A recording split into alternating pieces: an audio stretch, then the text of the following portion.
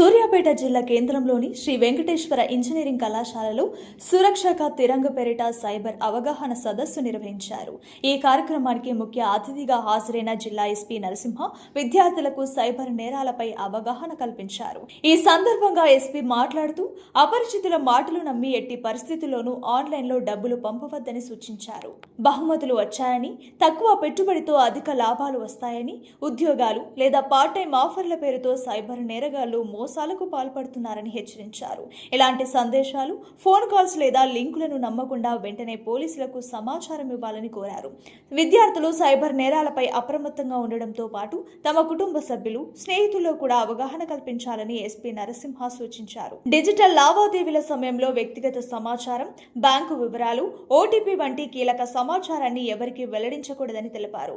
ఈ కార్యక్రమంలో కళాశాల ప్రిన్సిపల్ ముత్యాల రాజు, పోలీస్ అధికారులు, అధ్యాపకులు, సిబ్బంది, విద్యార్థులు పెద్ద సంఖ్యలో పాల్గొన్నారు. సైబర్ భద్రతపై నిర్వహించిన ఈ అవగాహన సదస్సు విద్యార్థులకు ఎంతో ఉపయోగకరంగా నిలిచింది. సూర్యాపేట జిల్లాలో ఉన్న ఎస్వి ఇంజనీరింగ్ కాలేజీలో సూర్యాపేట జిల్లా పోలీసు అదేవిధంగా సైబర్ సెక్యూరిటీ బ్యూరో ఆధ్వర్యంలో సైబర్ అవేర్నెస్ ప్రోగ్రామ్ ఘనంగా నిర్వహించడం జరిగింది. ఇక్కడ మొత్తం ఇంజనీరింగ్ విద్యార్థులకి వాళ్ళందరూ కూడా సైబర్ వారియర్స్గా పనిచేయాలని విజ్ఞప్తి చేయడం జరిగింది. ఈరోజు సైబర్ నేరాలు అనేవి విస్తృతంగా జరుగుతూ ఉన్నాయి. అమాయకులు ఈ సైబర్ నేరస్తుల వలలో పడి విలువైనటువంటి డబ్బులు మోసపోతూ ఉన్నారు. దీన్ని ఆపాలని అంటే సైబర్ అవేర్నెస్ అనేది ఈ బారిన పడకుండా ఉండడానికి మనం అందరం కూడా ముందుకు కదలాల్సినటువంటి అవసరం ఉందని వాళ్ళకి చెప్పడం జరిగింది.